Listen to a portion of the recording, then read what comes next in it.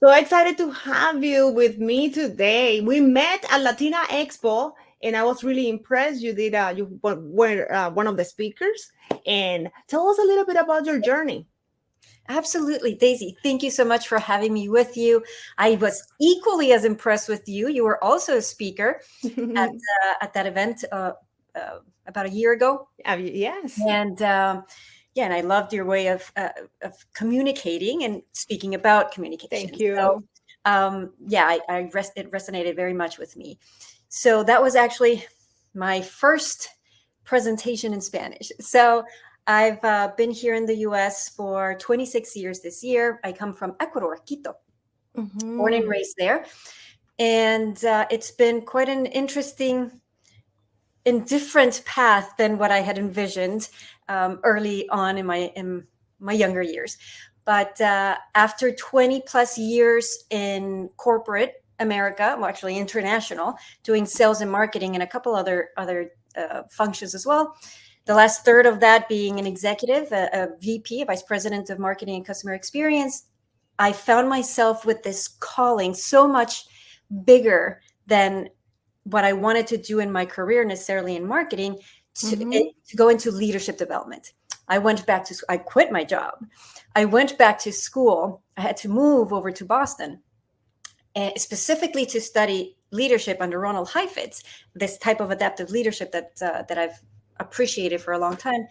And now, after that, pivot, I find myself just going with the flow, taking me where that calling leads me. I'm an adjunct professor of leadership in organizations for the Mhm. MBA program at FAU. I'm a speaker. Um, Mhm. and I'm writing this book, Beyond Enough, The High Performer's Path to Confident Leadership. Amongst a couple more things, I'm also a coach. I have a program called the Confident Leader Lab as part of my Institute of Leadership and Culture, do consulting. So all around this purpose of building Mhm. better leaders. Yes, and you are a bilingual Latina professional. I mean, you navigate between two languages. I was really excited to see you doing it in Spanish because we need that um, interaction with people who are able to navigate between different cultures. And it's not only about the language; it's to know the context, it's to know culture, it's to know because maybe one thing that we say in this means something else in this language, but we say it this way. It's so many things. It's a beautiful experience to be from different cultures and working in the dominant culture and being able to navigate between both. So tell me a little bit about your experience when it comes to that part specifically, because you are Latina, but you are working in the dominant culture pretty Yeah. much. Yeah. And actually, I grew up in the world of work here in the US. Mhm. So there have been moments where I'm unfamiliar with certain things that are more Latin American, let's say. Mhm. However, this is and this I really appreciated this when I did a recent presentation at Microsoft. It was over 600 employees across the Americas, so Canada all the way to Argentina, Chile, Caribbean, everybody, and I was thinking, okay, yes, we are a culture, the Latino, Latin America, but we are so distinct within each of our own culture. Mhm. So one exercise I did that everybody actually loved it, and I loved doing it, is just I took my audience on this trip around, Latin America on how we even say popcorn. There are Mm. we Yes. call it every country calls it something, Yes. and it's Yes. incredible. And that's just one example of how diverse our own label of Latina and Latino Yes. is. So even at that level, just when dealing with my students, with my employees, colleagues, in general, whenever I deal in the workplace or in academia with international people, I always have that in the back of my mind, that it's not one culture. And I'm not talking only about Latino, every culture that comes up. Mhm.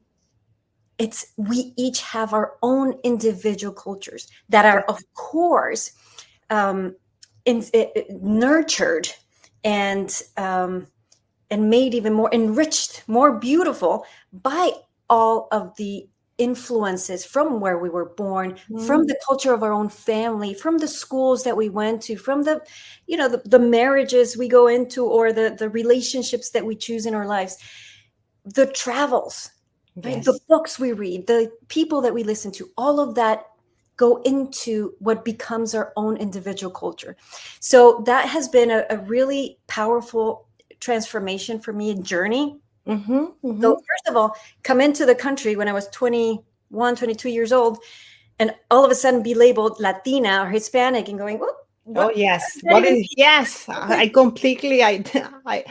completely connect with that, because yes, that was the first time when I came. I was like 11, 12 years old, and I heard the word minority, Latina. Those were new words for me. You are Hispanic. So when you go into that box and you're filling out your first job, it says, are you Hispanic, Latina? Are you white, black?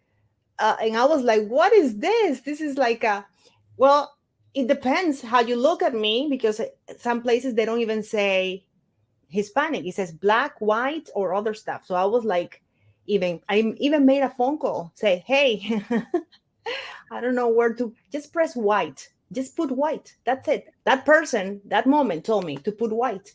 Isn't that crazy? And sometimes we don't even know where to put ourselves, depending, we have to kind of look at who we are. And it's like, why are they doing this? But I understand they need statistics, data, to be able to not accommodate, but to be able to serve the different communities. And we don't forget that there's a whole narrative when it comes to incorporate in the late, because when you're a child, it's not so much, because you have mom and dad to take care of that part of filling out paperwork. But when you grow up and you just realize, oh, let me go and get my first job, they put you immediately in a box. But tell me a little bit about the book, Beyond Enough. Why did we call it Beyond Enough? So thank you for that question. I'm speaking, and the second part of the book, which is a working title, I'm still writing it. I'm going into revision, so there's more work to be done there. But the second part of that title is The High Performer's Path to Confident Leadership. And I'm speaking to people like you as well, Daisy, and many others, very inspired in my coaching clients and my students, my MBA students, who have a long list of accomplishments that you think in paper would say, these people, must be super confident. But they still, in me included, find moments when we don't feel adequate, right? For certain Yes. new experiences, meeting new people, even if we've done it in the past, it's still, we have those doubts. So I'm calling this book, the way I think about it, it's a love letter to fellow high performers who sometimes feel like they're not enough. So it's not only that you are enough, but let me give you tools and frameworks to take you to your potential, to express and live up to your potential. So that's where the book is focused on, that moment of inner doubt. And with my tools, with my mindset shifts, with that I'm hoping contributes to the rest of this conversation, can lead you into that inspired action. So it's in that very precise moment when I'm hoping there's some clarity and aha moment that can go, okay, not only am I enough, I am beyond that. Let's see where I can go, where I can take my potential. Yes, and there's a lot of, it's a fight in your mind, or because I see it on my coaching as well, public speaking. A lot of people hire me for that specifically, the fear of public speaking, and conquer the fear, conquer that next presentation, and that's one of the things that I see. I mean, people that you will think, what? An engineer, somebody who's a CEO, the top of the class, and they come and say, Daisy, I am dying in front of the camera, or I am nervous about exposing myself, like the exposure, or just going out there and tell them, oh, I have a new book, I have this. People who are already writing and they are not promoting, Anna. It's crazy. And I see, wait a minute, what's going on? So we have to go a little bit into the story of this person, because Mhm. we live the life we tell ourselves. That's Yeah, I understand that. 100%. There's Yes. a story, and for the people who are watching this video, there's a story that we tell ourselves about our lives, about who we are, and we walk into that job, into that interview, into thinking. So we have to figure it out. What is the story you tell yourself? That's the first question that I ask my clients. For Wait a sure. minute, let's talk about the story that you're telling yourself, because what I see, you are ready. No, I'm not ready. I need to take the next PhD. I need to, maybe if I take the I know. class, I know. maybe if I do this coaching program. Wait a minute, it's all good. You can do all of that, but you don't have to do that to start being you today. So Oh, I love this is that. fantastic that you are approaching this topic, with all the tools, strategies to take the person to the next level, because it is a story. Yeah. And then use, rephrase that, reframe that, and just use the strategies to take you to that destination. You need to know, like you said at the beginning, clarity. You need to know where you want to go first, because if you don't know where you're going, you're already there. Yeah. You have to figure out a way what it is that I want, and to dare to speak up and say, I want that, because that's another issue. We don't dare to dream enough. We don't Mhm. dare to just go after what Mhm. we want. It's okay. Yes. Sometimes I tell my clients, let's go crazy. Put everything in paper. No, but nobody's gonna know. It's only the two of us, and they are just, I want to do this. I want to make this amount of money monthly.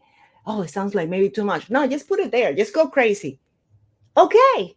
We don't Yeah. I'm not saying that we're gonna jump in the boat and just be there, but at least I know what you want in your heart. So Sure. I love the title. I hope it goes, stays around that topic. What is the next thing for Anna? What is that we're gonna have waiting for the book to be ready? Yes. December? When you think is Exactly. So end of the year it will be published.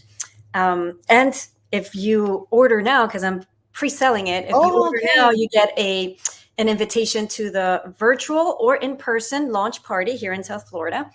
Oh, I'm going to share some. You become part of my author community, and I'm going to share some of the excerpts of the book ahead I of love time. it. So I'm really thinking about this as our book, because I am going through this. Actually, as I'm writing the book, I am facing all kinds of questions, right? All kinds of inner doubts.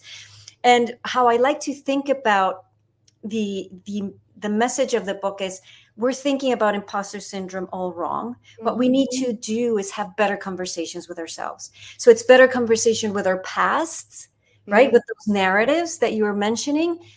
I usually like to think of a mini Anna, or mini me's, or mini selves, and just seeing why is it coming up? Why are those ideas coming up, or those questions? And understanding that they're there to protect us, right? They're not. We shouldn't be blaming or thinking of those voices as something negative, because we're just loading that with even more negativity. And also being truthful to the future self, like we were talking about just now, that clarity of saying, I know who I want to be, and I want to hold integrity and be truthful to that person that I want to become in 5 years and 10 years. And that can guide my action, and that can push me towards that action. Yeah, I have these three building blocks for building confidence, and it's values, mindset, and strengths. And that, once that's aligned, it really gives you that solid base to take on those scary first times, or the scary, something that happened in the past. I just want to say one thing about an example that you just reminded me about. A coachee, also a lot of difficulty speaking in public, and she's already a senior VP. Wow. And we went all the way back to a teacher in 5th grade Hmm. who made her feel like not good Ah. in a moment in front of the whole class. And that we were able to pinpoint that moment where all of the Yes. doubt and the voices of that teacher from so many years ago kept coming up. So Hmm. that's the beauty of clarity of self-awareness. Who are you? What are your values, mindsets, and strengths? Are they serving you? Are you taking advantage of that? And with that, where do you want to go? So where do I want to go? With this book, definitely have that serve as a basis for more speaking opportunities, coaching more professionals, high-performing professionals, and reaching companies and more corporate consulting and training opportunities. So we can bring together all of these thoughts that we think about for ourselves, map perfectly for our teams. So when the teams are clear with their values, their mindsets, and their strengths, what they're bringing to every project, every meeting, every even virtual conversation, then we can have effective teams. Oh, I can't wait. Well, I wish you the best. And of course, we're gonna be resharing all the links for in the LinkedIn and social media everywhere. So send me all the stuff. We're gonna put it below. So thank you so much for being with us today.